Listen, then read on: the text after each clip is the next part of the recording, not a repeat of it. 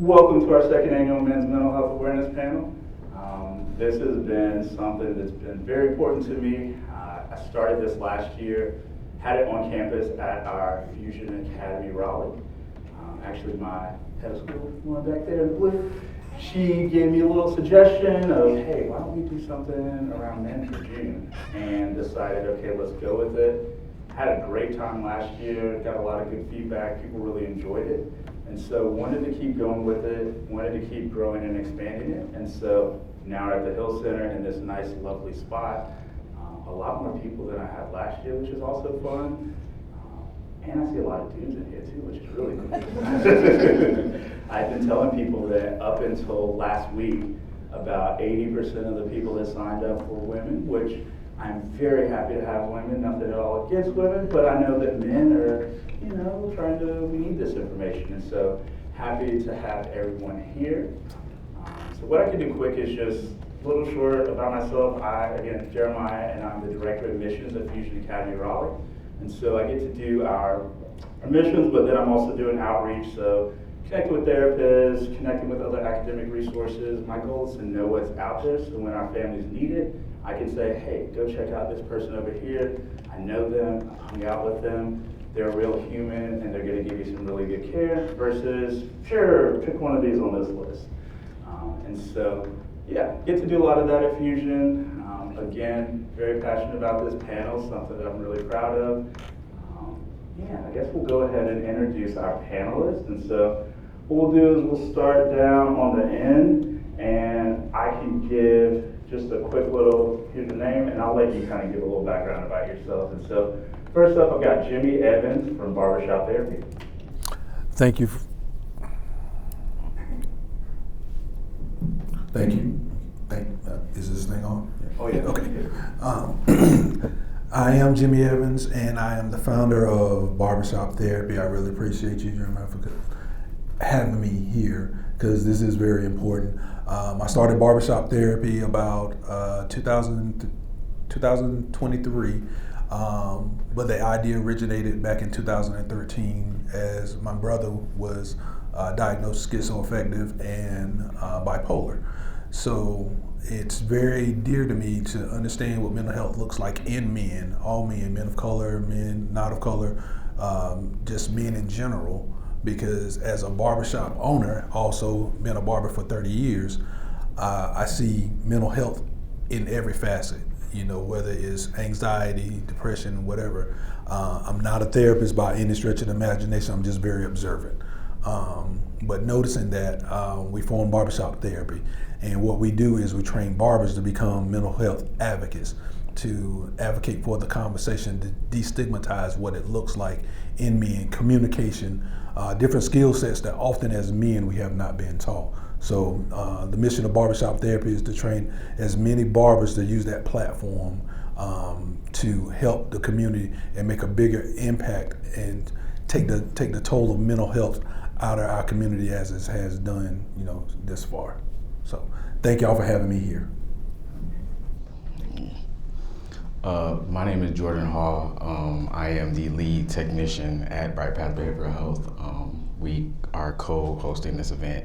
I am a recent college grad from 2022, but I've been in this field now for the past 3 years as a technician, leading group therapy, having those conversations with teens, ages 12 to 18, just helping them understand what mental health looks like and how they can build the different coping skills in order to have a life worth living for themselves. I did also just recently get into grad school at Howard University. Thank y'all. To pursue my master's in social work, get my LCSW, and become an adolescent therapist. My focus, once I do get my licensure, is to be an adolescent therapist for Black men, Black teenage boys, ages like 11, 12 to about like 20 years old. So this is something that's been near and dear to my heart. I've, experienced mental health in social networks from my friends. I've had, unfortunately, friends pass away to suicide. I've had family members also do the same. So it's just been something that I've always felt like this topic was something that I could really speak on, and something that I wanted to have a platform in. And yeah, thank you so much, Jeremiah, for allowing me to help set this up and also to be a part of this panel. So thank y'all. Hi, my name is Chris Weintrob. I'm a psychologist with the Center for Psychology and Education in Chapel Hill, kind of right on the Durham Chapel Hill border. So I interact a lot with teen boys and young adult boys, kind of that, 12 to 25 is probably the most common client that I see in my practice. And because I'm a guy, I end up getting a lot of male referrals. There's not a lot of us out there. So I am also glad to see other males out in the audience who are helping our boys and young men. My practice has a psychoeducational bent to it, so a lot of times how people find me is through that lens. People who might be struggling with ADHD, different issues related to neurodiversity, learning disorders, behavioral problems in schools, things like that. But oftentimes there is even a primary emotional component to it, and that's the part that I think boys and young men have the hardest time talking about. So whatever kind of route we can use to get you in there, I'm just happy that they're there and they're showing up. And then I also do psychological evaluations, particularly psychoeducational evaluations for ADHD, learning disorders, neurodiversity, all those things. But a lot of times it just can seem pretty complicated. People don't know what it is that's going on for a person that's struggling. And these evaluations can be really helpful to kind of parse it all out and figure out where we want to put our energy in terms of treatment. It's my second time at this panel. Happy to be back. Really appreciate Jeremiah and Fusion for putting it on and for inviting me back. Yeah. My name is Al Bennett, fully Albert Bennett. I'm a third generation, and I'm just happy to be here. I work as a music teacher at the Fusion Academy in Chapel Hill. We just recently opened up. This made our first year, so thankfully for that.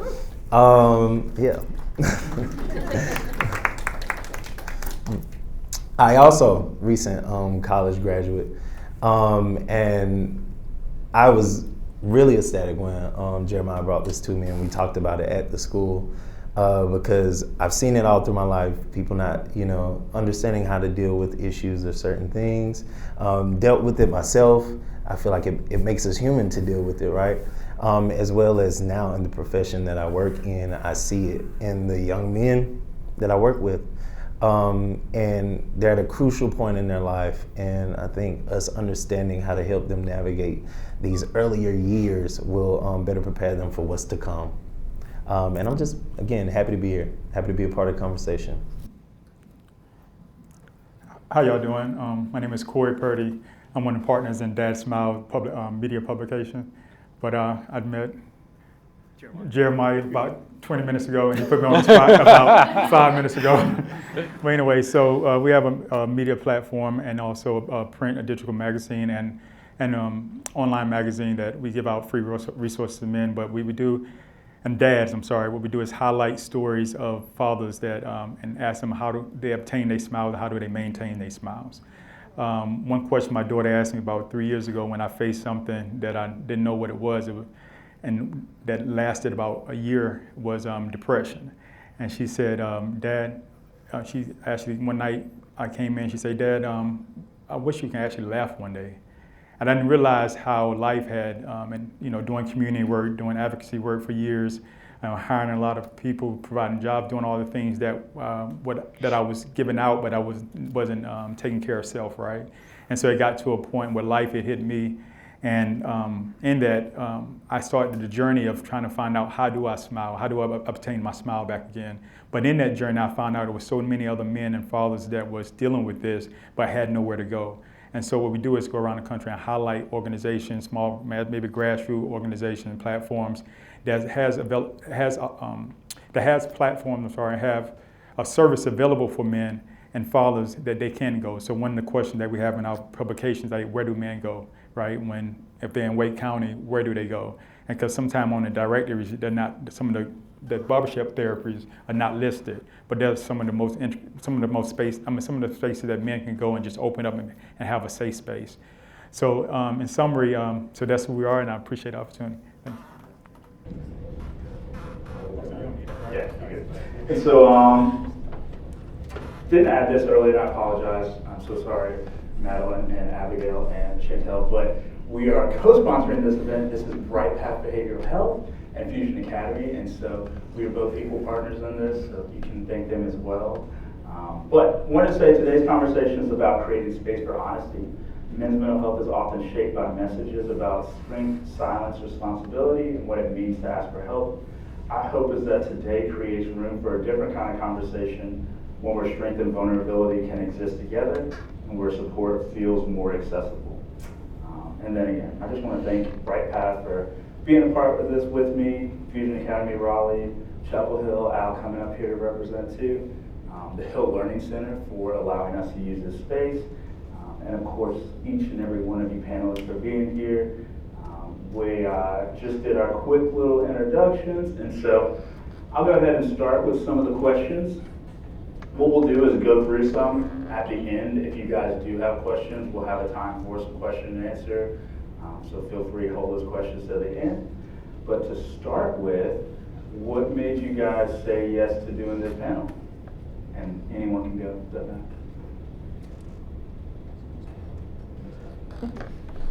And I'll also try my best to not just keep answering and saying things, but like I get really excited, so I probably will cut it.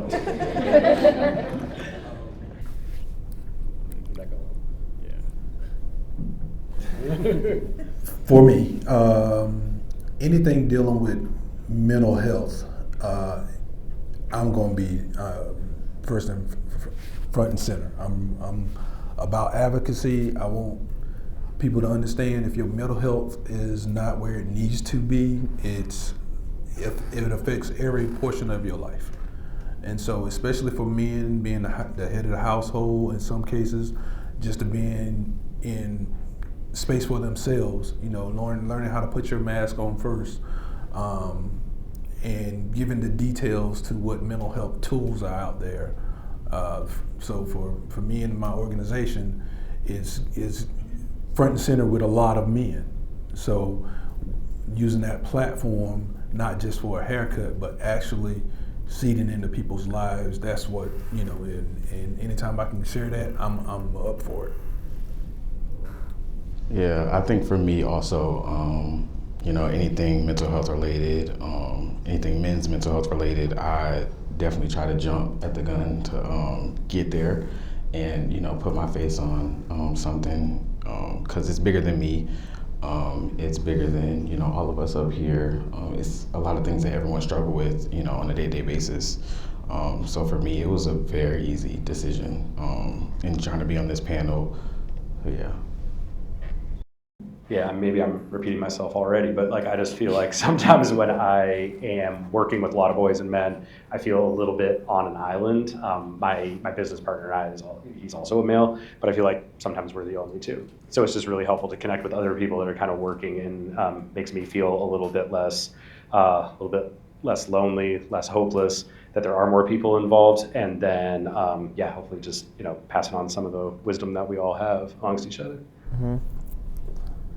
Well, I'd say yes for two reasons. My first reason being to be a sponge myself, as I don't know everything.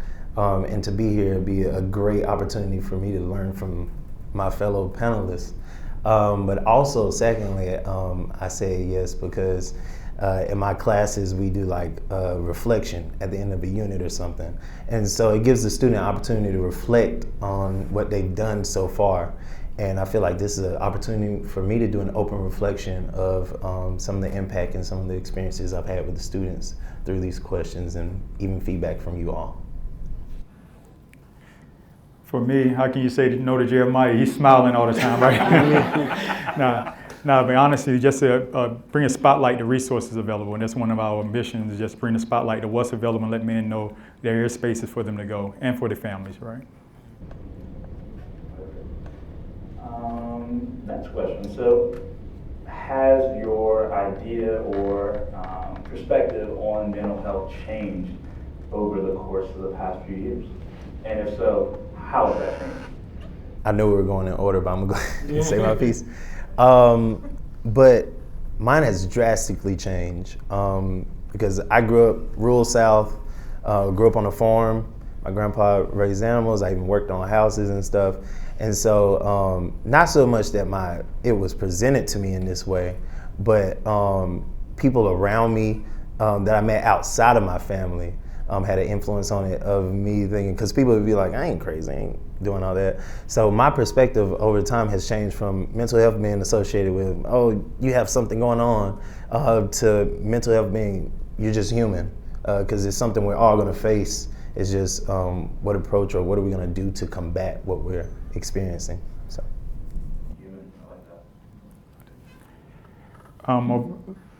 The transparency aspect and just identify. Can you repeat that question again? Yeah.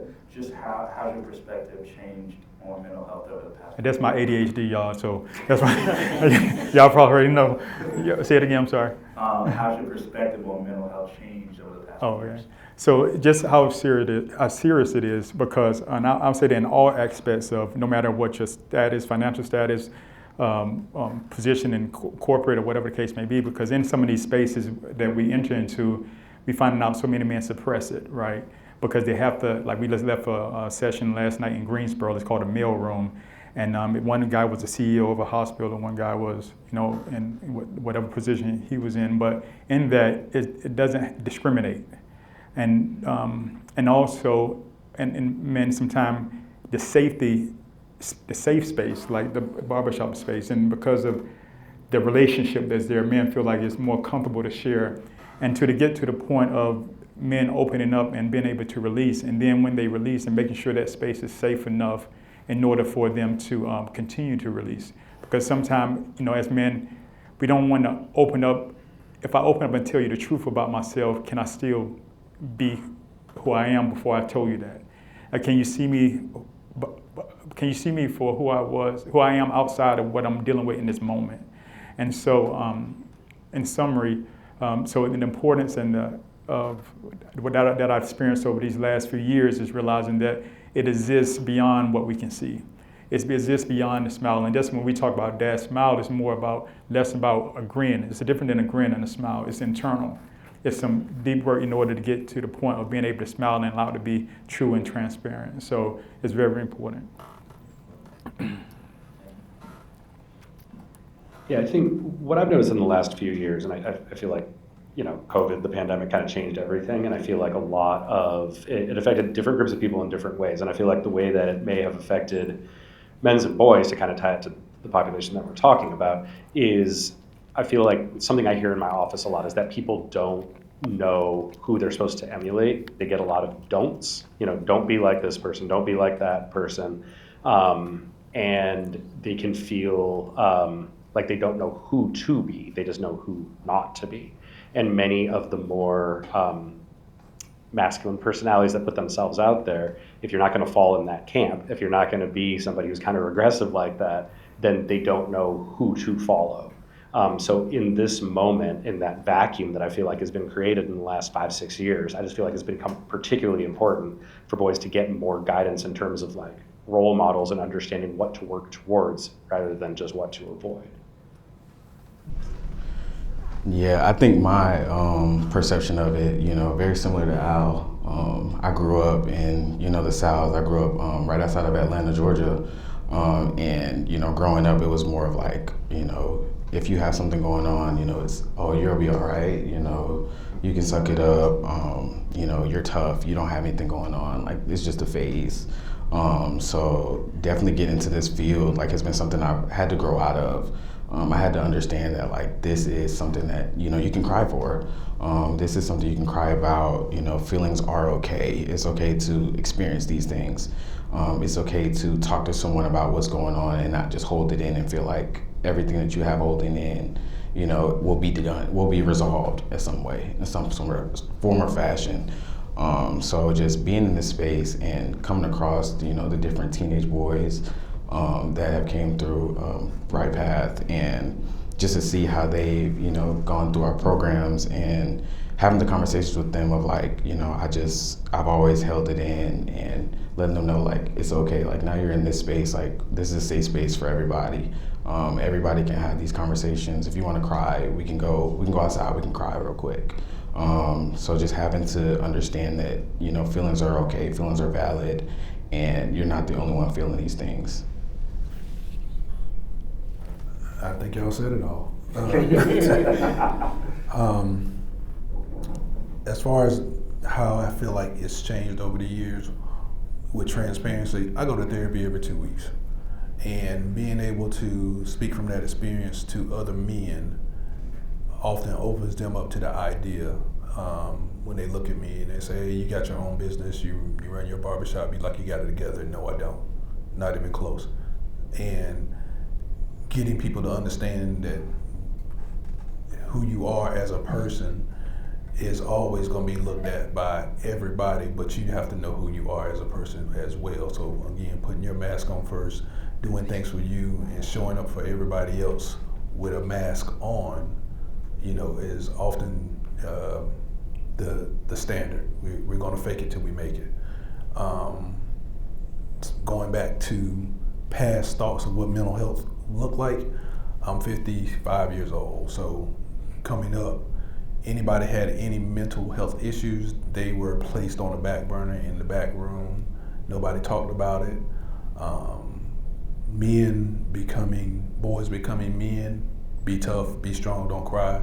All of those cliches happened, and moving into this era, my father, for the first time, told me that he loved me 4 years ago. But men need those things. Boys need those things.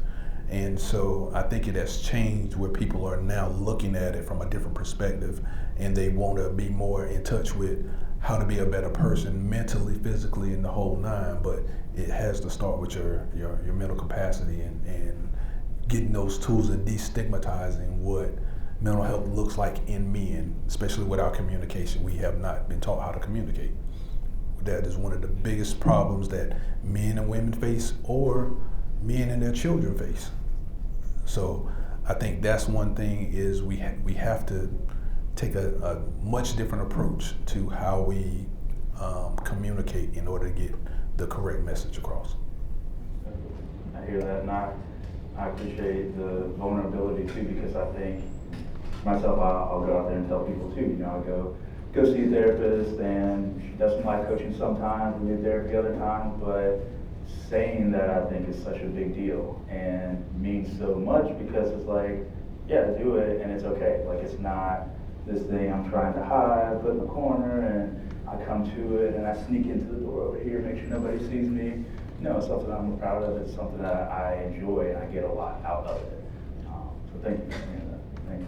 And kind of leaning into what you were just talking about, what are some of the messages that you guys have maybe received growing up about being a man, and how does that kind of impact you today?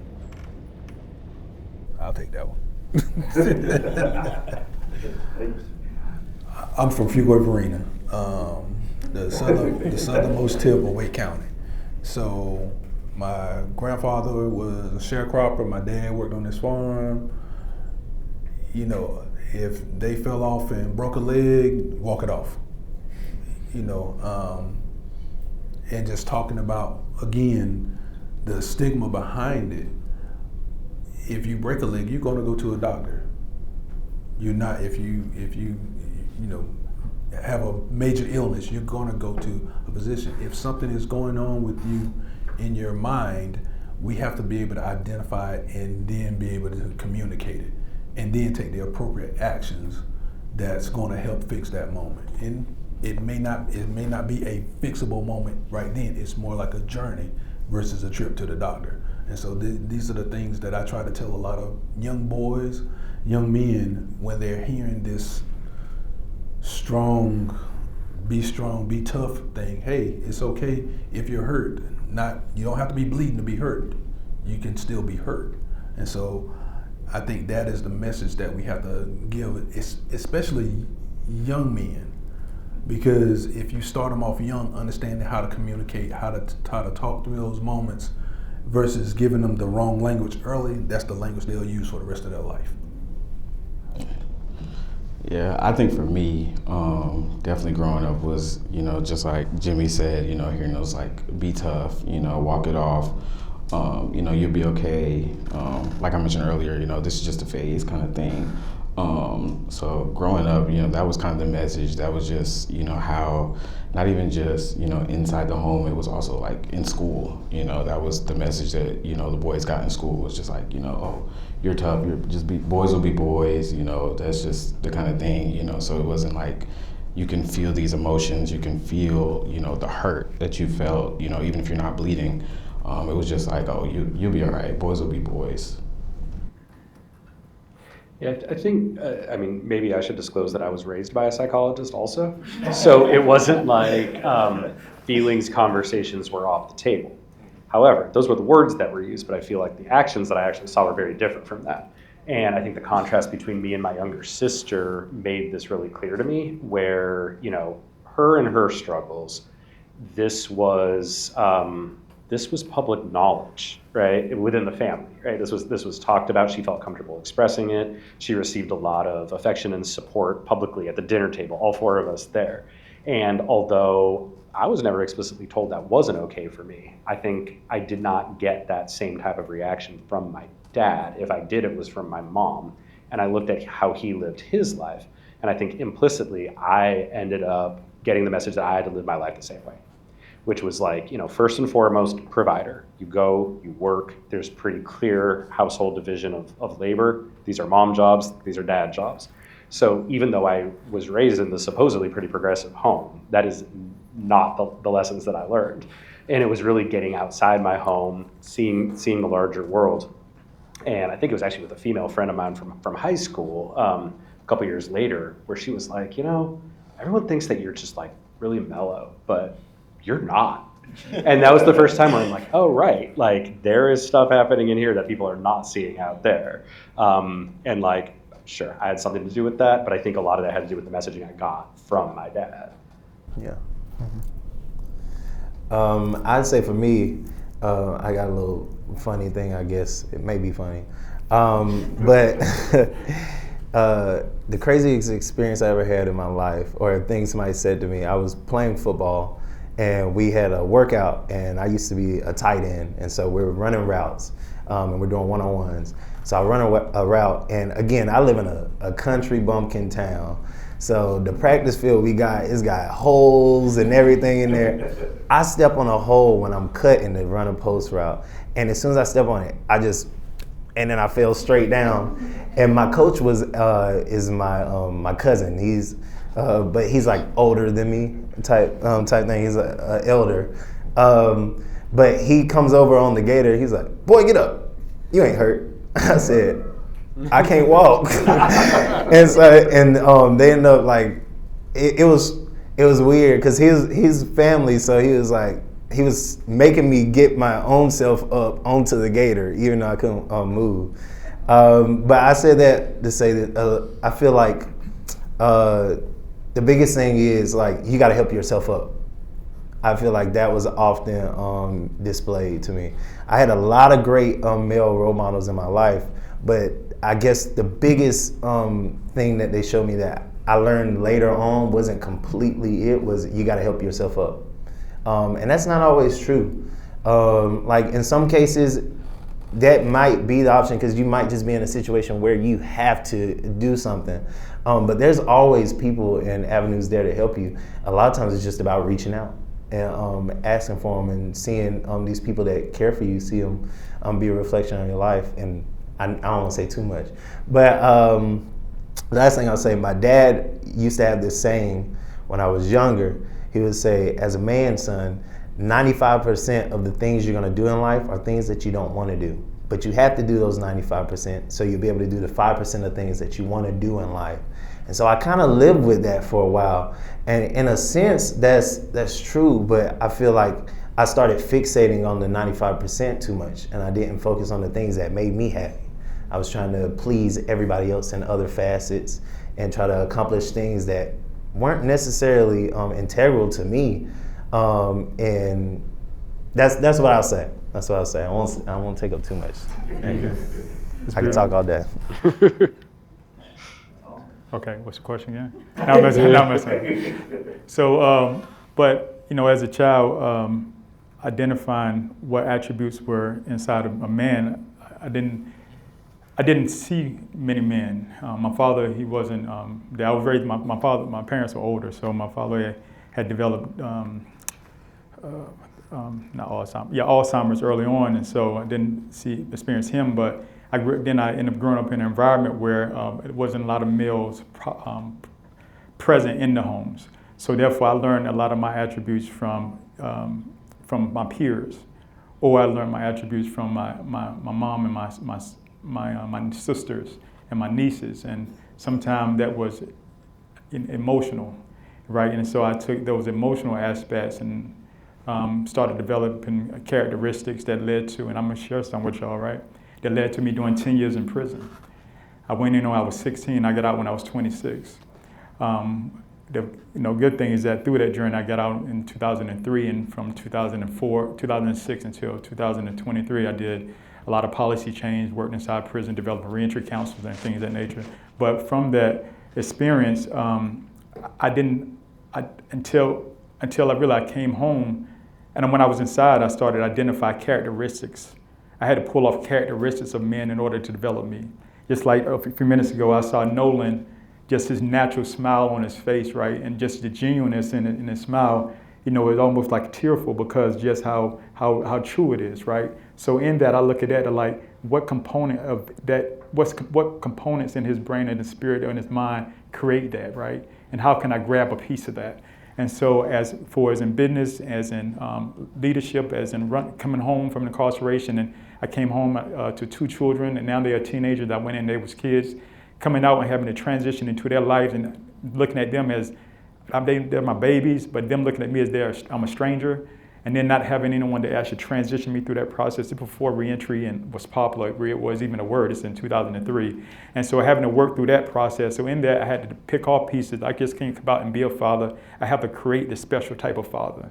And here it is, my kids are 34 and 32. And so for the last 23 years since I've been home, it's trying to develop a healthy relationship with my oldest son. But having now to deal with how to handle him in the proper way. So therefore, I can't allow my expediency to try to be a father, even though he's 30 years old. It seemed like all this period of time we should just be clicking. But my oldest son, he's still kind of distant. But my middle son and my younger son, we have a great relationship. So I have to manage those 2 relationships different. So I say all that to say that developing into being a man, I had to pick off and excerpt different components from men and the pieces that I like, the pieces that I said I need that piece. So that's how the only image that I saw was trying to pick off those pieces from people that wasn't so much akin to me or in my circle, but became a part of my environment. Wow, I love that. Thank you guys. That was powerful stuff, and I can already feel us alluding to the next question and thinking about the idea of help and why it is such a struggle for men to ask for help. And I was wondering if you guys have any thoughts on that?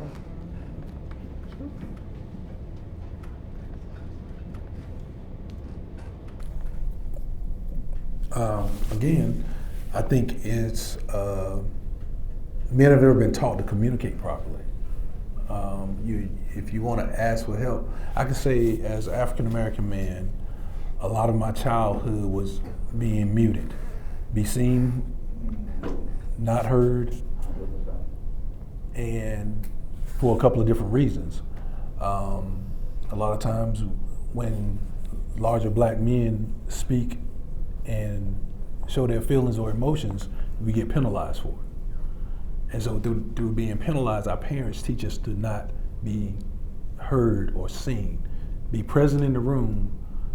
That doesn't teach me how to communicate through my emotions and what I'm going through. So I think oftentimes, especially now in this culture that we're in with politics and things of that nature, police brutality, this is not just now, it's been a thing. And so being able to articulate how you feel from a 3-year-old to a 50-year-old often looks the same if you're not taught how to really do it. I think I'll answer too. This will be quick quick story. You know, growing up, I grew up youngest son. It's 3 boys. I'm the youngest. The oldest is 11 years older than me. The other is like 3.5 years older than me, somewhere around that number. But you know, growing up, I was, you know, raised a lot differently than them. And you know, they were raised, you know, very, you know, by the book. You know, my oldest brother, you know, he had a lot of things happening, but you know, he wasn't someone that overly talked about his feelings. The middle one, he don't talk about his feelings at all. He still doesn't to this day. But you know, growing up, I saw all of that, and you know, realized like, you know, I'm the same way. I'm the same person, and I had to grow out of that. But it wasn't until I got my first kind of like shock with mental health when I was around like 10 years old, when my uncle had passed away to suicide. That was the first instance I got of like not knowing how people can reach out to help and not knowing what to say to reach out to help. And then I ended up getting to college, you know, still not understanding myself. And then I ended up having another friend died of suicide, and you know, wanting to be that olive branch for him, but not knowing how to do that, and not knowing how to, you know, help him, and not know how to get him to help.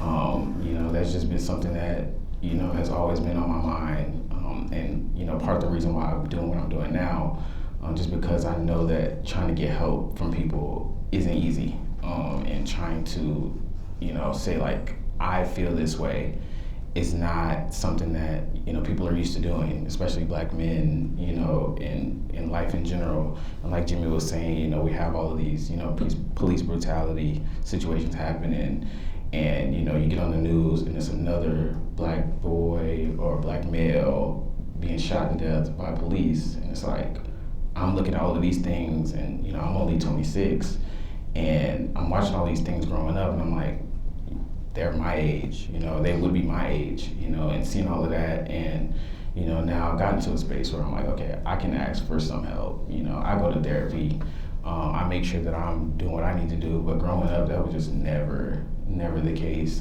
never like knew how to ask for help, never knew how to relay how everything was going on in my head to words.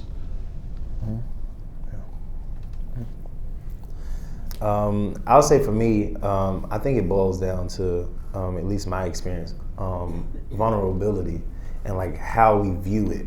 So I heard, I think it was you, Jimmy, I heard you say something about strength earlier. And I think the biggest thing is we don't realize that it's strength in being vulnerable. And I think that's the biggest issue. People just disassociate the words, but they're really synonymous, because it takes a really strong person to be willing to be vulnerable. And so a lot of times we grow up and we learn that vulnerability and strength are two different things, and we go through life with it.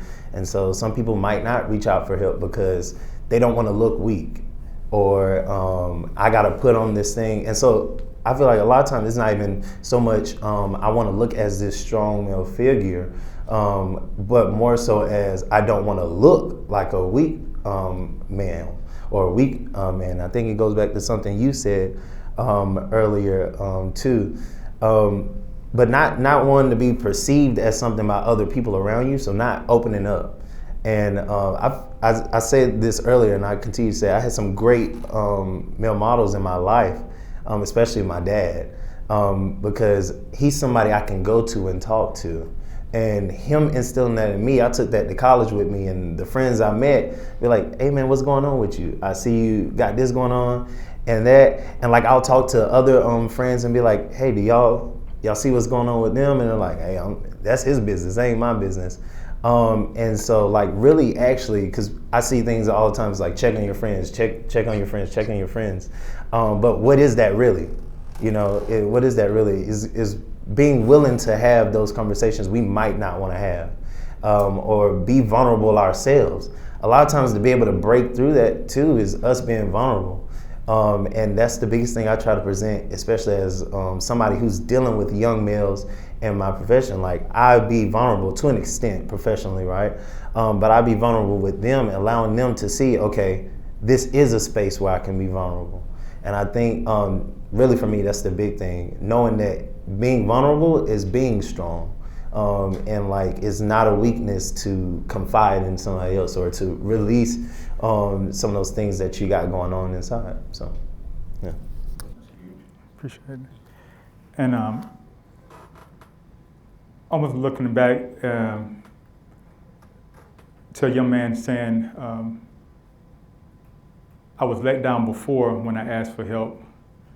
So therefore, I don't want to ask for help again. And then also knowing that everything I have going on inside, the person, you don't have time to help me because it's deep, right? And it's not surface level, so it's not going to be handled in this conversation.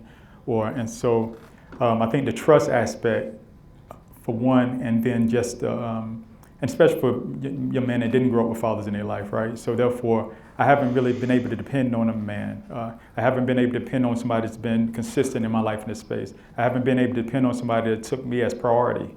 So therefore, I don't want to waste my time going down here, because when I go down here, I'm going to just get hurt again. So therefore, I'll just keep it to myself and deal with it how I deal with it. So that's what I think. Yeah, I love it. I love it. This is good.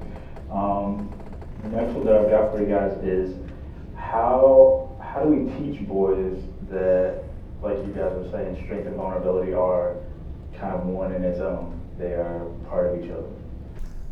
If y'all don't mind, I'm gonna start this one off. I think the biggest thing is modeling it ourselves. Young men, a lot of times, they're gonna watch and pick up everything. Like, I have a nephew that's really young.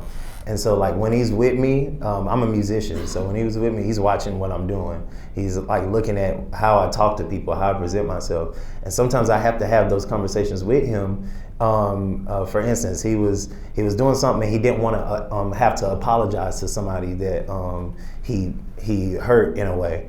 And so I went to him and I talked to him. I said, "Hey, man, you can't run away from these things.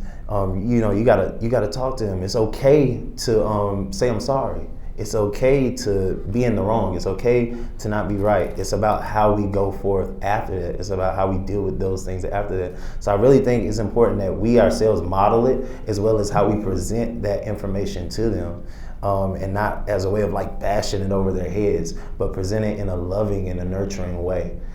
Because they're growing, they're taking in everything they see from us. I think he said it best too. Some of these young men that I deal with, they might not have a positive male figure in their lives. And so they're pulling from all these different people. Where who are the people that they're pulling from? What are the experiences that they're having?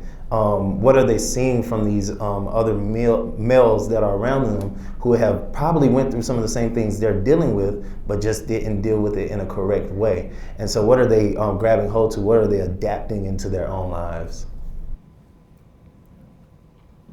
Yeah, I mean, I think maybe my response resides more like in a therapeutic context, but like I think one thing that I find myself saying a lot to especially my young male clients, but I also find myself saying this, and I do a bit of couples therapy as well, is that, a lot of times the easier thing is to pretend like nothing's going on, right? Like in a couple situation, in relationship therapy, let's say that you get in a fight and then your partner wants to come back and have a talk about it so, you don't repeat the same patterns, whatever it might be.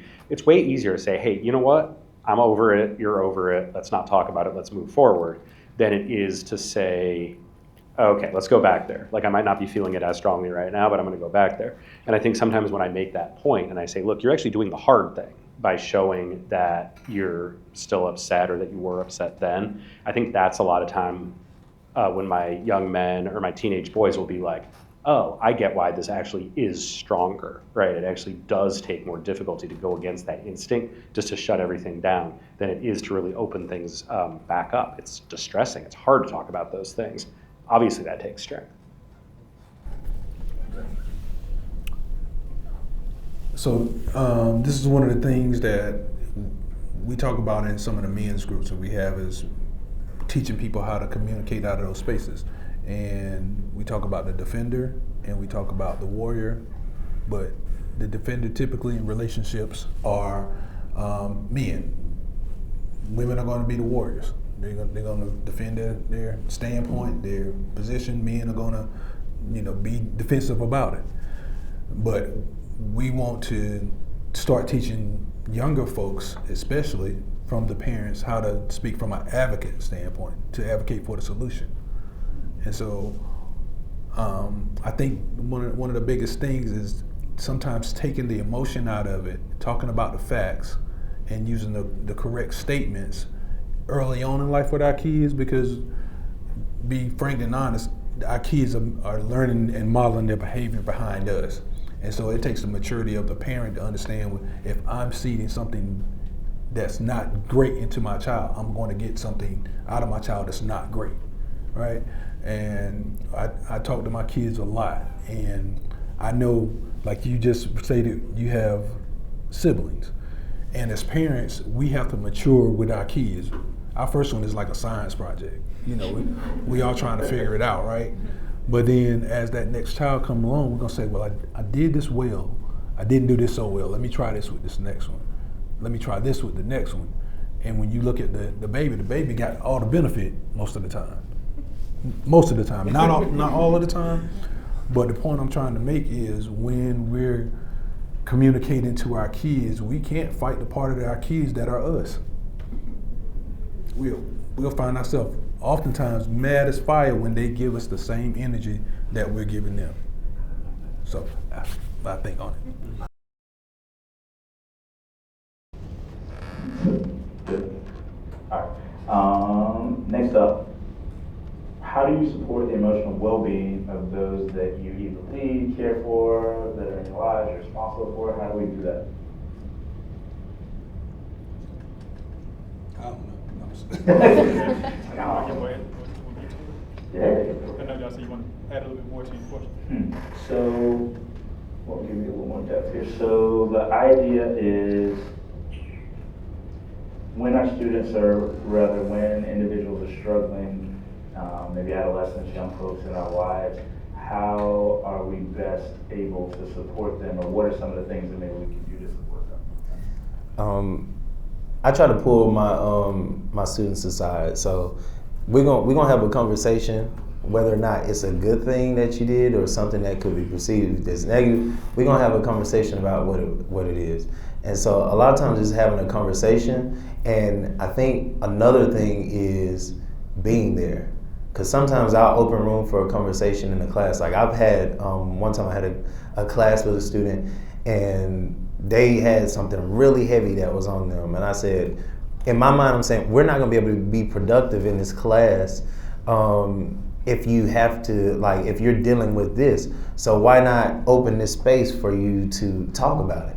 And so I maybe said maybe 4 words the entire time, but allowing them to have that space to just get their feelings out there, get what they got going on out there, or what they're experiencing out there is the biggest thing. So just being there a lot of times is a big part of that, and opening the door and being a facilitator of conversation. Because it's hard to start from a perspective of somebody that's dealing with it, rather than somebody who's trying to help the person that's dealing with it.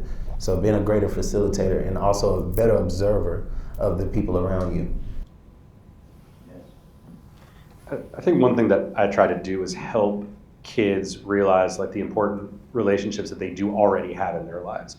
I think so often when people are coming in, they're looking for I don't know, I often find myself saying I don't have any magic solutions, right? I'm not really going to be able to say anything that you're probably not already aware of. But what I can do is help you identify what you already have, and then hold you accountable. Make sure you're following up on those things. Make sure you're utilizing those resources. And you'd be surprised at how many times it can occur where somebody takes a lot of those, especially relationships, for granted. They might have a great cousin that they haven't seen in 3 months. They might have an uncle that might live further away, but they still might be able to talk to them. And then once you kind of plant the seed and help them realize the resources that are already in their lives, rather than trying to start something completely from scratch, then they realize that they are a lot better supported than they think they are, and then it becomes easier to do, the harder or the newer things. It's just the realization that you already have a lot of these resources. You don't need to start from scratch. I think for me, being in the line that I'm in, a lot of us are a lot younger on the staff. So for me, it's definitely like meeting them where they are. A lot of them are on social media. A lot of them are, paying attention to some of the same things that I'm paying attention to. And for me, it's always like, some of them try to come in and say a reference and they think that I don't know what they're talking about. But in reality, I've probably seen it for the last 10 years. So, like being, not too far in ages from them, it's like I relate to you in a way like you're not that far from me.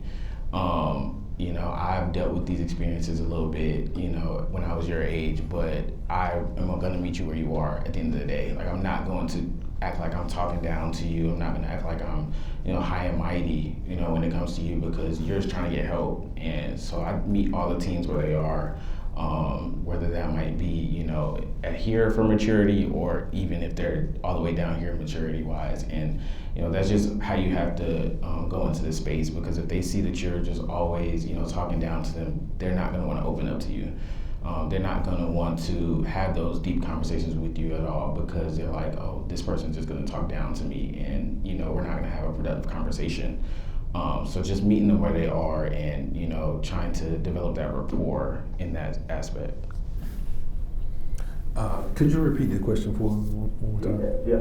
So just what are some ways that you think that men or individuals can support those young men that are looking for it or maybe are needing it? Learn active listening skills. Just as my young friend was saying here, you can't talk down to them and expect them to always take a tongue lashing from you. Oftentimes most kids want to be heard, and if they don't feel like they're being heard, they're going to shut down. And I'll take that most people want to be heard. And so if that active listening, sometimes understanding the right questions to ask or how to ask it, which again goes back to learning how to communicate, instead of the why questions, it turns more into, can you tell me more about what you're feeling about this? And being able to change your language as a parent or that figure in their lives that gives them a better sense of security versus being judged in the moment. I think that's one of the biggest things that getting to the younger generation is going to have to happen. I had a situation in a barbershop with, real quick, a father and a son came in agitated with one another. And they were clearly, I was looking at them out the window, and they were literally ready to go to blows. The father is 6'2", 245 pounds, and built like you, Jeremiah. And the son was a track star, 145 pounds soaking wet. But they were clearly agitated once they got inside the barbershop, and he said, hey, Jimmy, you need to talk to this boy, because if you don't, I'm going to kill him. And then those are his words. His son said, well, try it. Ooh, boy. Before I knew it, I had 6'2", 245 pounds running around towards my chair. I met him in his chest. I said, hey, I need you to stop immediately, please, because I have a bad back.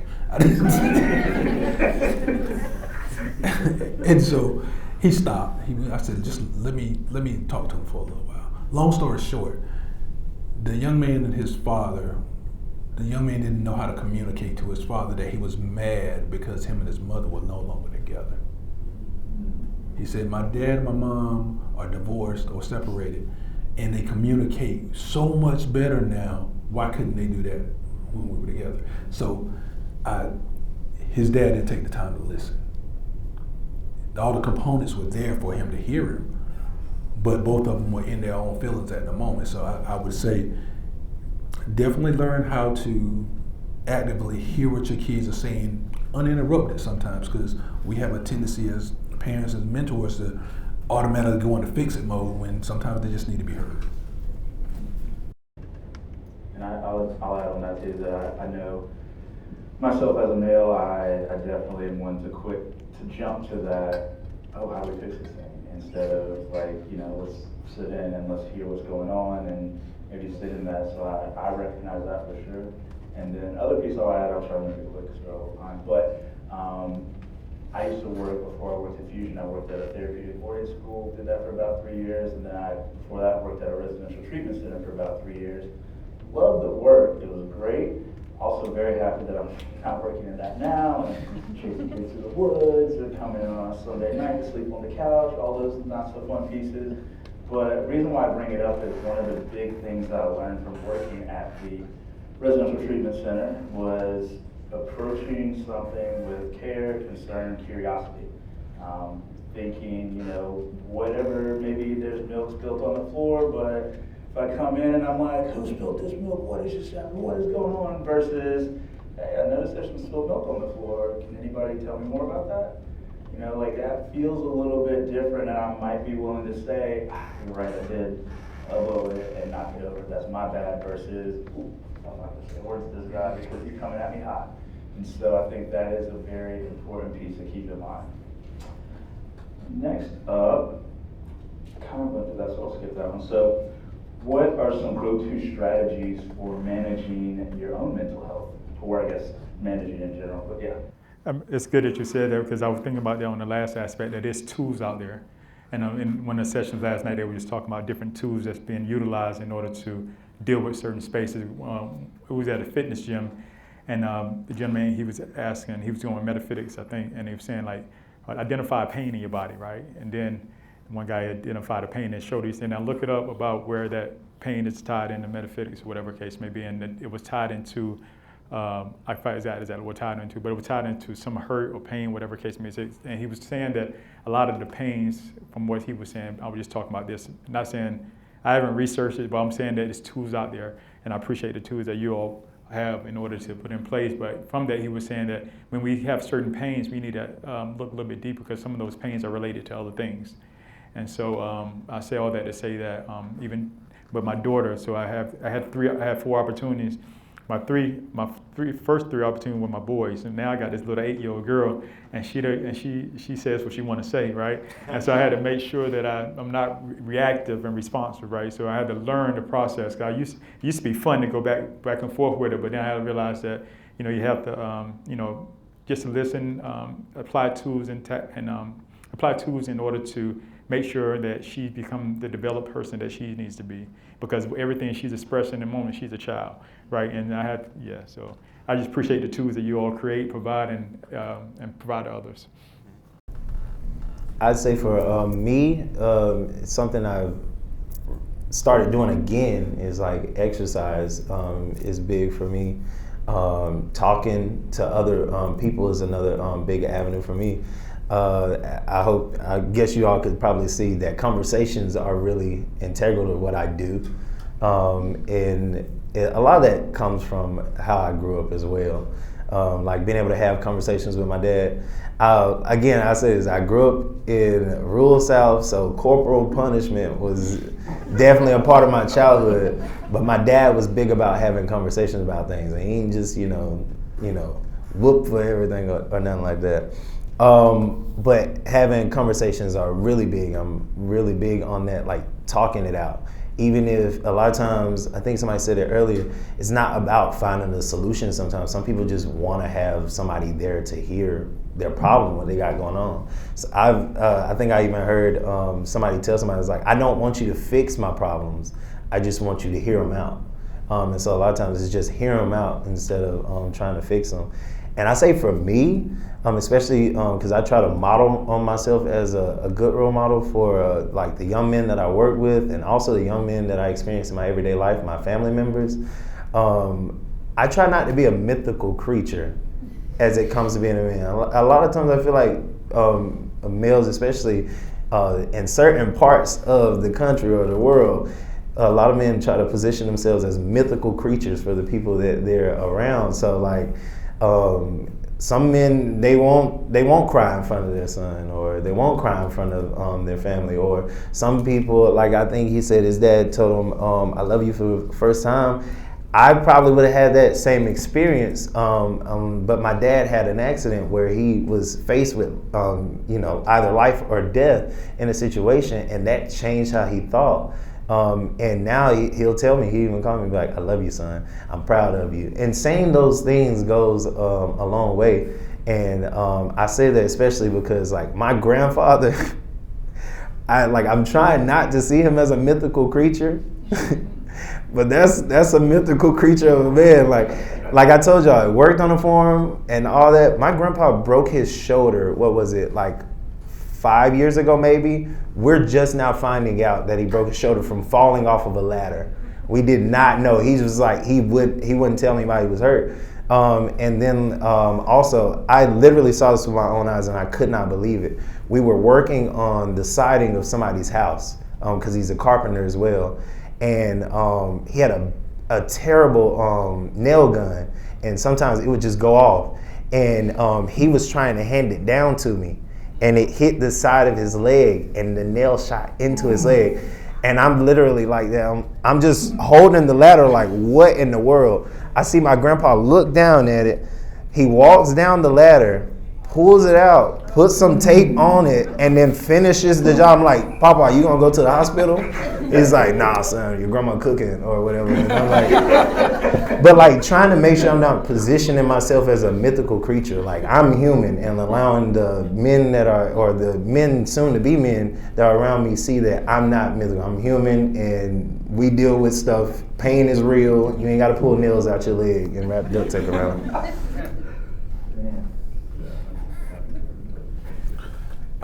Can you repeat that question one more time, please? Yeah, sorry. Thank you. We were talking about what are some of your go-to strategies for managing your mental health or things that have helped support individuals in your life? I think first, speaking to the mythical creature, I'm learning to give myself grace, not knowing that I am not a perfect person and I'm going to make lots of mistakes, and being able to be accountable for those mistakes to myself first, and then if I am mistaken with situations with my kids or other people, to be able to admit to those mistakes and give myself some, self-time. I take 30 minutes in the evening when I get off work from talking to 20 people all day. So I'll take a 30-minute break just to decompress. My wife, she'll make me do that. She'll come in and say, "Hey, go over there and do nothing. You've been doing something all day." So, and have a support group that recognizes that sometimes as men we will not take that break, and that they help you to remember you do need that too. So. I think for me, a lot of what I've been doing, like I've been going back to therapy and getting myself together, giving myself grace, and trying to better understand, where I was coming from before this and how to help better myself going forward. I take a lot of time to myself. I try to do a lot of solo events. So I'll go to the movies, I'll go out to eat, I'll go out to, out in nature, and I'll just sit out there and just enjoy what's going on. I'll even journal for a little bit just to get my own thoughts out, and just to, have some way to express all the things that are going on in my head outwardly, and even just writing it on paper, has been something that's been real instrumental to figuring out what's really going on and how I can help myself. I think a big thing for me personally is making sure that I still do the things that I like to do. I've got 2 kids that still need a lot of attention. They just finished 1st and 3rd grade. And with all that, plus work, plus all the obligations, it often just feels like doing the extra thing. I love seeing music. I like playing sports. I like watching sports. I'm trying to learn the guitar, doing all those things. Sometimes it just feels like the last thing in the world at the end of the day that you want to do, or you want to pay money for, or you want to make the plans and get the babysitter and all that. In the moment, if you look at what I try to remind myself is in the moment, this might feel hard. This might feel like the juice is not worth the squeeze. But in the aggregate, over time, I know that if I wasn't doing those things, I would be a deeply unhappy person. And a lot of those things result in social connection as well. If I'm doing all those things, I'm probably not doing them alone for the most part. So just being around people, yeah, it can feel exhausting. It might feel like I don't have the energy going in, but almost always I have the energy coming out. And then over time, I'm usually real glad I did all of those things, even if in the moment it felt like insurmountable to get myself out of the house and to, honor that commitment that I made to somebody else. Absolutely, I love that. Next up, so, I like that one. So, what do you hope that people take away from what we've been talking about today?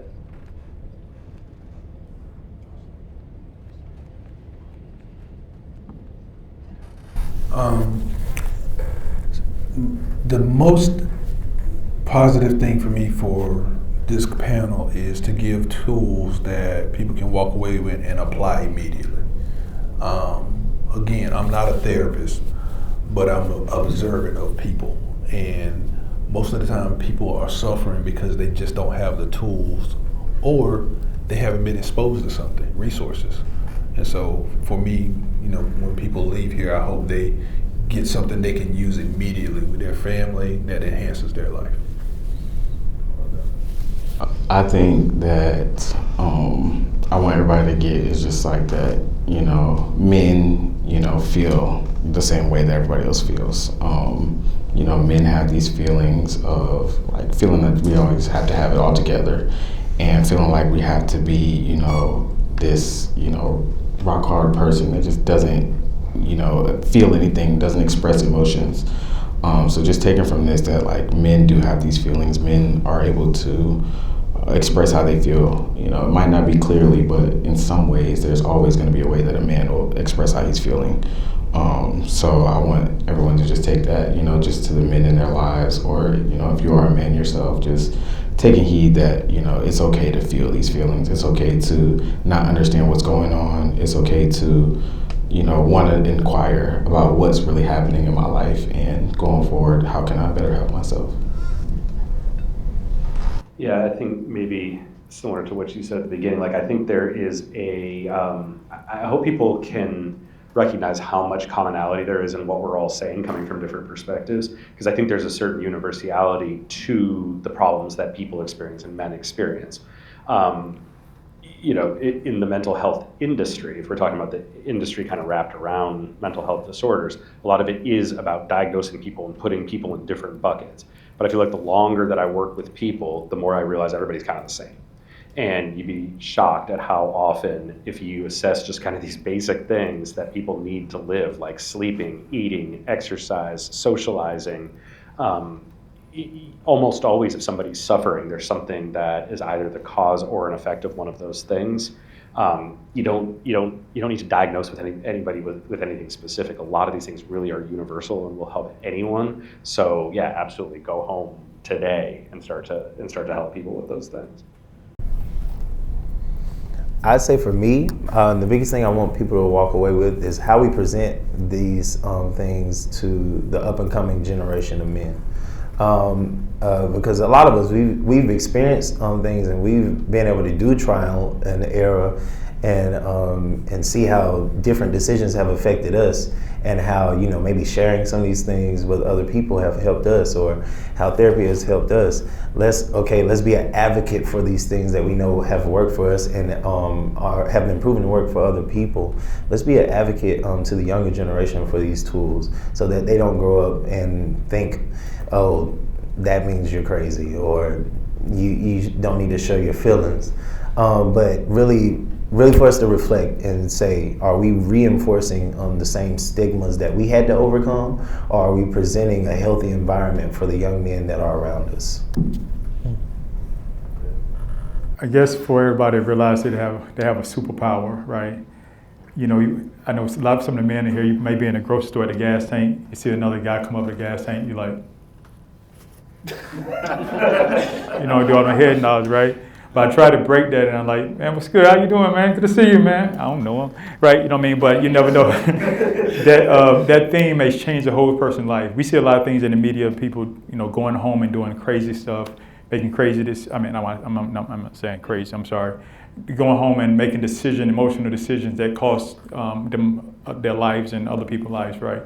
But in that, you never know that person that you see being present, and you may see something on them, but for us being built up enough in ourselves that we have a little bit, I'll say this, that our cup remains full so we have a little bit to pour out, right?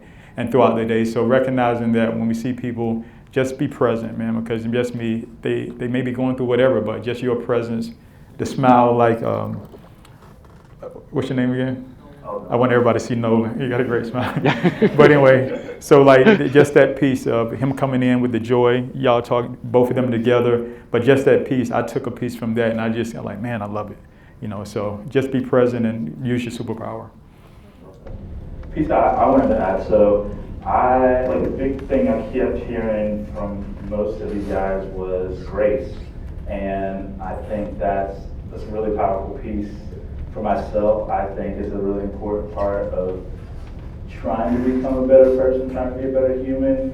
Honestly, it was just 2 months ago, and my birthday, I got a tattoo, and it was "Be kind to yourself" on my arm right here, and it's truly because I know I sometimes struggle to approach myself with some kindness when I may have messed up in a situation or maybe didn't get to that specific goal that I want, and it's important. And so, yes, I think that's something that everyone should be able to take from this.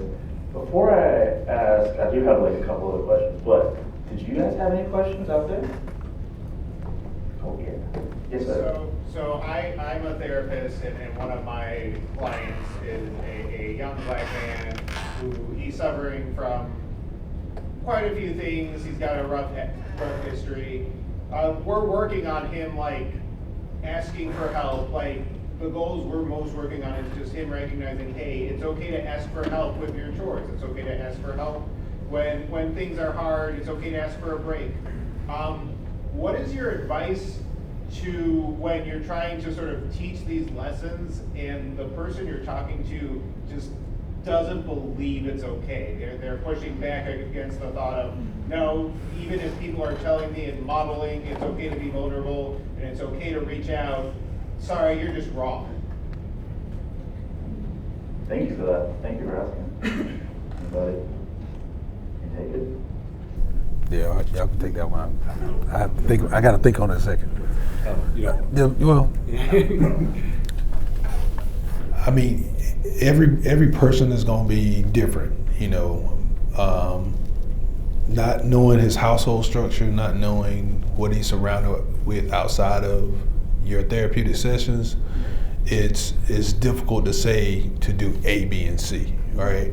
But again, while you're listening to what he's saying, what are the other underlying factors that might be influencing him, right? And figuring out, are there other influences that are telling him it's bad to ask for help? What does his household structure look like? I would say that, because sitting with a lot of kids in a barbershop, often observing their parents, it tells me a lot about how they operate in that space. Yeah, just real quick, I like using self-disclosure a lot. Probably with all my clients, maybe a little too much. In school, they teach us, don't do that. You got to be like this wall. But I never see my clients get more engaged is when I tell them something vulnerable about my past, when maybe I experienced something that might be related to what they're experiencing. They sit forward in their share and they kind of perk up. And if you've got that good therapeutic bond, then that's going to carry a lot of weight. They're going to say, all right, this person that I go to and I know and I respect, they experienced something similar. This is what they did. I'll say two things on that. One thing is modeling it. I know in my classroom, sometimes students, I'll reiterate to them, it's okay to ask for help. It's okay to be like, hey, we need to take a little break from this. It's a little stressful. But another thing is also me and myself being able to recognize when they're feeling stressful and feeling stressed and just trying to muscle through it, to be able to have be observant enough to say, hey, let's take a break. Let's take a break from this. And so me making that normal in our space they'll eventually, sometimes will start to advocate for it themselves, because it's become normal in that space with you. As well as a lot of things go back to relationship. So I know you know, this is your profession and, you know, you can't cross certain bounds. But a lot of things stems from relationship. What type of relationship do you have with this person, with this child? Because a lot of the reasons why they won't grab onto the healthy things that you're giving them and hold on to the negative is because where the negative is coming from. I think you said it with the home life. The relationship they have with their home, with the people in their home, might be a little bit closer. It might not be a productive or a healthy one, but because that relationship is so strong, the negativity and the things that you're trying to combat will continue to show through. So I think the biggest thing is focusing on your relationship with that person, the individual first, and then a lot of times the things that you're trying to present, they'll start to latch on to them. I'll add just like one little tidbit. So I think for me, something that helps me specifically is trying to, even, you know, though something difficult, tough might be going on, there's some hard things that I'm going through or working through, trying to focus on what are the positives that I can either add or make sure happening, you know, like, I'm trying to think for myself, like maybe, okay, well, I know last week I got to go to the gym this number of times and that was my goal. Even though that might not necessarily have anything to do with this other piece over here, I think just building up some of that confidence of there is something positive going on here, and like maybe I can shift something in this other realm too, which I think is pretty cool. Any other questions? Ooh, I love it. I'm gonna go with Lillian. Hey, what's up? Hi. How do we, as female identifying and non-male identifying people, help support the male identifying people in our life when it comes to seeking out mental health services and wanting to be more involved? Wow, that's a question. That is a question. Restate it. I really will make this one quick. Can you- But Question, do you want to restate it real quick? oh, Yeah, just the question. yeah. As people who don't identify as male, how can they help male identifying people achieve all the goals that we're talking about up here? Is that a good summary? Okay. So I think the biggest thing for me, as someone who surrounds themselves with a lot of males who might not actually do a lot of the things that we're talking about here, oftentimes when I have female friends, they cut to the chase. They ask me how I am. And that is the biggest thing for me, because when somebody asks me that, that's like when the floodgates open, and it's so helpful to have those types of relationships in my life. I would say the same thing. My wife says it all the time, is showing up as who you are for that person and in respects to what your relationship is. If you're a nurturer, you know, be able to be nurturing to that person and not try to be the man of the moment. You know, that same energy that a lot of men give, toughen up, like be someone that's they feel comfortable and safe to be vulnerable with. If that's your personality, if you're ingenuine with it, they'll see through that. But you know, if you really want their best version of themselves to come out, you know, be genuine to them and give them your genuine self. Yeah, I would say just definitely having that avenue and having that channel open so that they feel comfortable enough to, you know, just talk about how they're feeling. I know some of my, you know, female friends, they also like get on me about that, and you know, they're always telling me like, it's okay, like just say how you feel, like it's not that hard. But in reality it is. So definitely just keeping that avenue open, keeping that channel open so that they feel comfortable enough to speak on that. I think what all of them said was great too. I'll just add to it. Also, when you're positioning yourself to have these conversations, keep in mind that mental health is not gender specific, right? It's we're all human at the end of the day, regardless of what we identify as. And no matter what you identify as, you're gonna experience these mental health things, and just having that understanding when you go into it, so that, because going back to what you said, make sure it feels genuine. It can feel ingenuine or not genuine if you're going at an aspect of, I have to do this because this person identifies as such. But just don't think of mental health as something, in my opinion, don't think of mental health as something that's gender specific. Those things are things you want to keep in mind too, with how people may be responding to things. But help is help, no matter who it's coming from. I think a piece, and I'll try not to add too much, but you guys already kind of said it, but like a judgment-free space where maybe as the individual supporting that male-identified person, you're making sure that your response to whatever they might say is not going to be the, oh my gosh, like this is crazy, and now this person doesn't want to share anything with you anymore because of that. So I think that's a piece to keep in mind, having that safe space for the individual to speak about it. All right, there are a couple of questions. Oh, you're first, Nolan. Like, I ask this question a lot to myself, and I'm just curious to hear what you guys think. But you know, over the years, like we've seen a lot more awareness and acceptance and resources, tools, treatment, especially for men's mental health. Yet loneliness, depression, anxiety, and especially suicide rates, they continue to rise at a pretty high rate. Why do you guys think that is? And are we missing something fundamental?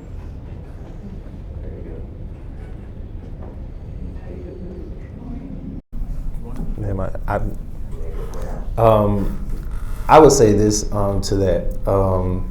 I experienced this because I grew up with an era of older people who were like, yeah, go to the doctor or whatever, but as soon as they get that prescription, they might not take it. So sometimes we go get the help, but the prescription that's provided or the help that's provided, we don't necessarily take to it fully.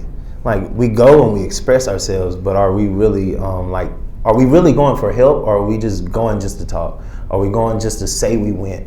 And so a lot of times it's understanding, really being reflective of your own self internally and saying, hey, am I really open to what I'm being provided with, or am I just going because it's there, you know? And so, yeah, we go to the doctor when we don't feel good, but are we trying to apply, or are we trying to apply the things that they're giving us? And so I think that can be a part of it. Obviously, it's very wide and can be broad and very individualistic for everybody. But that's what I would boil it down to. Yeah, I think two things come to mind. One is that I think people, and I think this might actually be because of all the things that you named, right? There's a lot more awareness, there's a lot more identification, and I think as a result of that, sometimes what people have done in response is be not as accepting of their own thoughts and feelings as normal, right? Everything has to be a diagnosis, or it has to be pathologized. So I think sometimes when I experience through my clients somebody who has a struggle, instead of just saying, oh yeah, I'm anxious about this thing coming up, or I feel sad because, I don't know, I'm going through a breakup, then it has this label that sounds very scary. And then you read rates, all right? You know, this percentage of people who get diagnosed with major depressive disorder, that leads to suicide X amount of time. It feels like a death sentence. So I think in some ways this additional knowledge is actually increasing stigma and reducing hope. If people can accept that, you know, positive and negative feelings and thoughts and times of life and circumstances, that's natural. That's part of life. That doesn't mean that we don't try to meet people where they're at and provide support during those times, but it's not about it being a life sentence. I think the other thing is just, you know, we hear this a lot, I think, in the media, but just like the loneliness epidemic. Our culture is just becoming more and more individualistic, and it's harder and harder to form and maintain relationships. Things used to be more multi-generational, more collectivist. It's just not. And I think all the awareness and all those things are great, but I think in some ways we're just like fighting against the tide of how our culture is moving. I agree wholeheartedly. I think we're being overdiagnosed, and with men, it's fear. The fear of being found out, the fear of being exposed, the fear of you knowing something is wrong, but you can't put your finger on it. I think is beneficial if we start having more open conversations to destigmatize what that looks like. Make it minimize the fear of somebody saying I have depression or anxiety or whatever the case may be.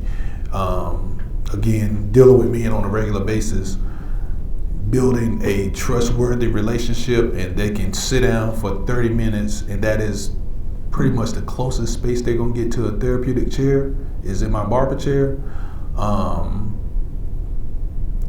I often bring a lot of guys together and just let them talk. We'll segment off into, subgroups and come up with their own conversations, but it's a way for them to be heard. And what I found out is when people are heard, then it's contagious. Oh, I'm going through that too. Oh man, I heard what you said. I deal with that as well. And then that loneliness that you talk about, it starts to go away because, man, I'm not the only person in my house, in my building, in my school going through these things.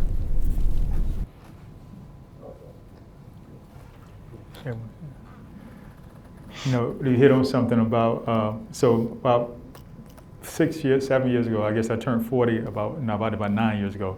But my wife said I was constantly coming up with projects, and then before I finish it, I come up with another one, and then before I finish it, I come up with another one. So I got all these projects going on, and she said, "You have ADHD." I said, "I don't have no ADHD. What's that?"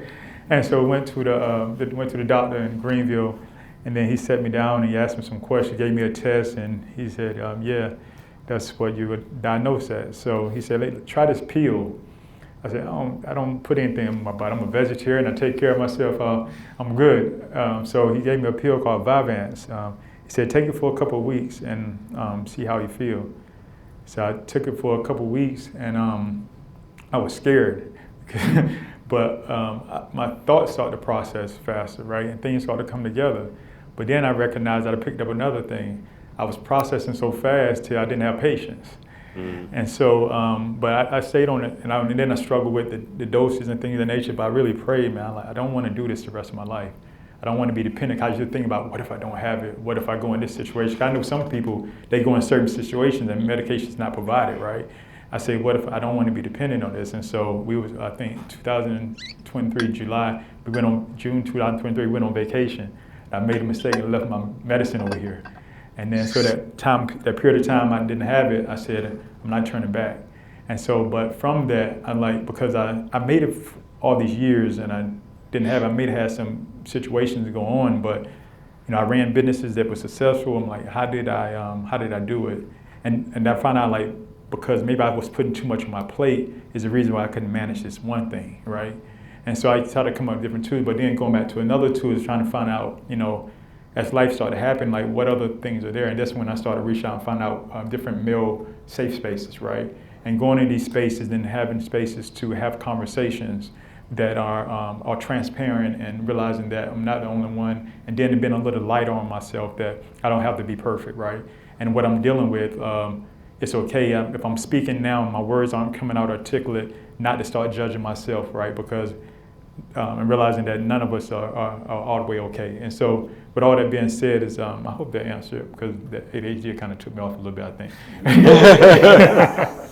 All right. Other questions? Yeah, thanks, sir. So we kind of talked about, how a lot of the voices today are aggressive or very negative, and wanting to have more positive role models and not just this is what not to do, but also having something, hey, this is something you can do. So I guess just from a strength-based perspective, what have been some positive, or have there been positive aspects of what's typically seen as masculine that you found it helpful to emphasize with I think it's one of those things, you don't throw the baby out with the bathwater, right? There are things that my dad gave me from that positive, that strong masculine space. He gave me resilience. He gave me the ability to work through things when they got tough. So as you're thinking about the positive things, there are a lot of positives that do come out of masculinity. Now, if it's toxic, that's different. Where if it's going to injure somebody or injure, mentally, physically, what have you. But I think you have to look at stuff and take the things that work for you out of it, and the things that don't work for you, you have to dismiss them and allow that just go right past you. I think for me, I know Jimmy touched on this a lot earlier, and it was, be seen and not heard. That's something I've always taken, my whole life, and it's been trying to be like that calming presence, and not trying to, react to things, with my emotions, purely based off emotions, and just being that calm person of okay, I see that this is happening. How can I, in a calming way, figure out what's going on and, operate in a manner that will be logical and reasonable for all parties involved. I think that's just been my best thing going forward. Yeah, I don't know if this directly addresses your question in terms of masculinity, but I think oftentimes what I try to do with clients is kind of figure out what they care about, what their purpose is, what their values are, the things about them that are never going to change. And the more that they can kind of do those things and live in accordance with those things, like behavior, really do them, then that tends to be, it kind of supersedes some of these artificial divisions that we might put in place around gender, for example. At that point, then they don't really care if it's coming from maybe a traditionally masculine or a traditionally feminine perspective. It just sort of is, and it's true for them. For me, I would say I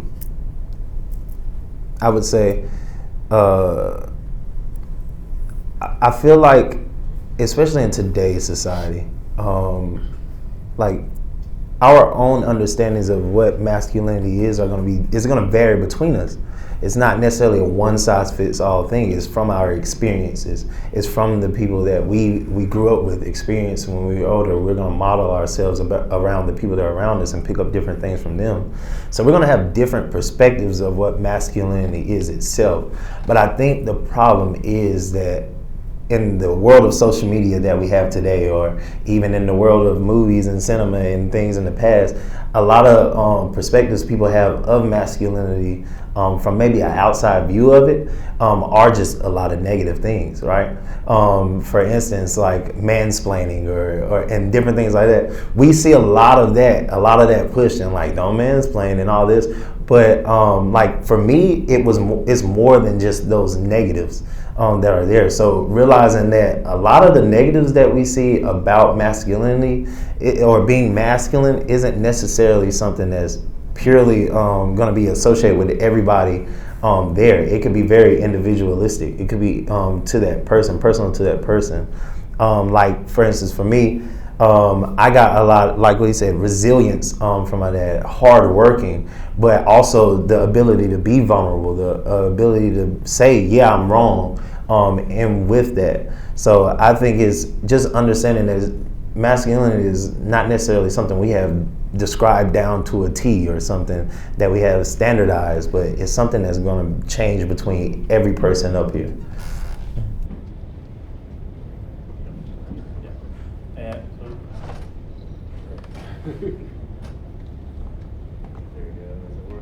There we go. I'll do one last question. It's right at 3. Anybody else? Any other takers? Yes, let's go for it. Hey, my question is, y'all kind of answered it a few minutes ago, but as a single mother raising a son, how can I be a better advocate for him in the future? Basically, helping out his professional development, his personal, his mental, what information could I get from that? Good question, thank you. I would say this, especially because we're speaking from a perspective of men helping men in a sense. Be mindful of the influences that are around him and that he's taken to, even if it's from the TV or the music or the friends that he picks up, because those things are going to influence him. For me especially, I grew up in a household where men were pretty good role models, but when I went to college, I was on my own. And so I was easily to be influenced by the people that I had around me. And luckily, I had some things instilled in me early enough to recognize when people weren't positive individuals to be around. I found myself in those spaces too, but I was able to reflect because of the people that I was around. So I would say that especially because I have a sister who is a single mother, and the biggest thing I try to make sure is that I'm a good role model for her son. Especially because he's gonna pick up from those different men, especially because if there's not one in the household, he's looking for somebody that maybe look like him, somebody that maybe walk like him, somebody that maybe talk like him. He wants to, or maybe want to attribute or connect with somebody on that level. So I would say be mindful of the influences that are around him. That's one of the biggest things. Yeah, and I guess it reflects back what I was saying earlier, because I was raised by my mother. And trying to find identity, is that I found that identity. Okay, for one, she worked night shift and she was a nurse, so she was gone, and so I was at home alone, and then therefore I started, finding people to entertain, to spend time with, right? And then there wasn't positive spaces. So I say being strategic about introducing him to spaces that are healthy. There's so many like the males, even though it's not age limited, right? Your space, right? The males, what is it called? I'm sorry. The Barbershop Therapy. Just finding those spaces, right? And introducing them to them space, allowing him to be in a space so he can pick up those characteristics, just relating to what he was saying. So if I would have had that at that age, even my brothers, they were older and they was busy, so I had no one that had time for me. And so my mother, she loved me, right? And she compensated her lack of time with financial things, right? But that didn't help because it didn't mean anything to me. So I took those financial things and went and introduced them to guys that didn't have financial things, but they also were doing other things in their life, and that's how I learned the things that they were doing that wasn't positive. So identifying those spaces that's healthy, that can help him grow. Yeah, I would just say encourage him or give him the opportunity to do things that he just naturally loves. I talked to so many kids who were just like, I was so interested, this is what I cared about, but my mom or my dad or whoever it was tried to kind of fit me in a box of what they thought that I needed, but it's really just individual. And if you can just provide the opportunity for him to pursue that, he'll go as far as he wants to in that. I think for me, growing up, I did have, I had my dad in the household. So a lot of things that he did was definitely putting me in sports. And he was that role model when I played sports. He was always one of my coaches. And so having that aspect of a coach that you knew that, you had someone to look up to. And someone that, had your best interest at heart and could give you serious conversations. Sports was definitely a big thing in my development growing up that kind of shaped me into who I was today and gave me the different resilient skills that I know today and that I use in everyday life. I would definitely say help him find his own voice. I see this a lot with moms coming in the barbershop. If I ask a young man, how's he doing today? Mom says, he's doing well. He's doing really great. He's doing awesome. How was school today? Well, school was great. School was perfect. He told me he did this, he did that. So allow him to find his voice, because as moms, we tend to overprotect, try to keep him, under our wing and doing what mothers do. And there's nothing wrong with that, but in the same thing, try to make sure he has a voice and he's seen and he's heard. I guess last piece I'll add on to that one is that for myself, I also identify really strongly with the idea of being seen, not heard. Being seen, not heard. Growing up, if I had, Dad, I want to go hang out at my friend's house for the weekend or Saturday night, and it's no, can't do that, and that's it. That is the end of the conversation. There is nothing further past that.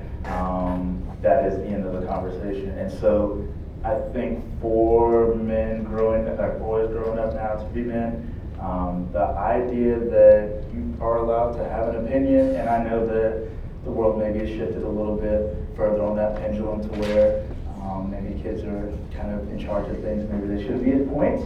But yeah, I really do think the idea that these kids should have an opinion. You should be able to express your ideas on a situation because it's an important piece. Like, I think about myself, and it's taken me into my adulthood to really get to the place where I'm like, yeah, I do feel comfortable saying, like, no, I don't like this, or yeah, I do want this thing here, and it being an okay thing to do. So yeah, kind of end on that piece there. But I did want to say, you know, well, do we want to, are we doing on time? It's like 3:05. It's a little late.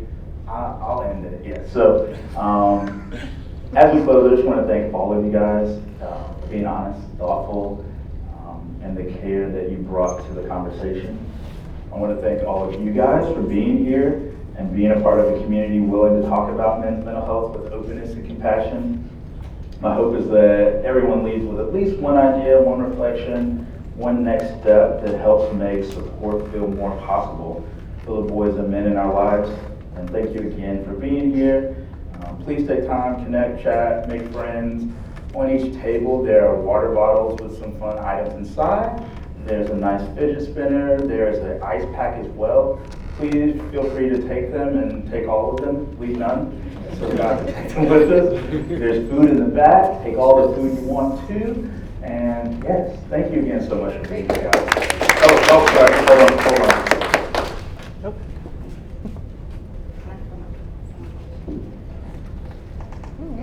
So, hello, my name is Abigail. I'm the Director of Strategic Impact and Outreach for Bright Path. So, we wanted to give you all some flowers to present to you. So, thank you for just taking the time to be vulnerable and share, as Ali shared earlier, vulnerability is strength. So, thank you guys for being strong people.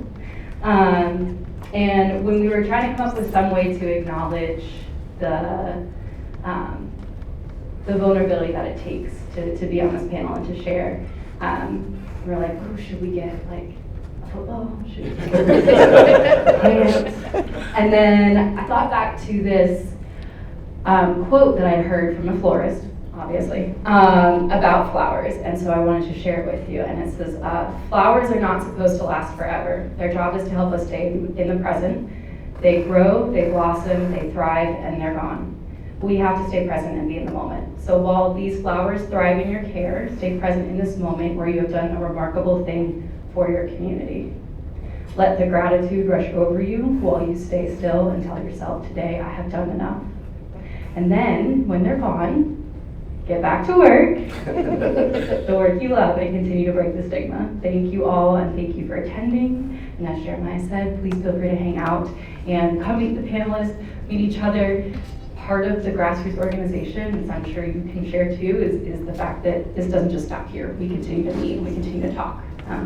Yeah, thank you.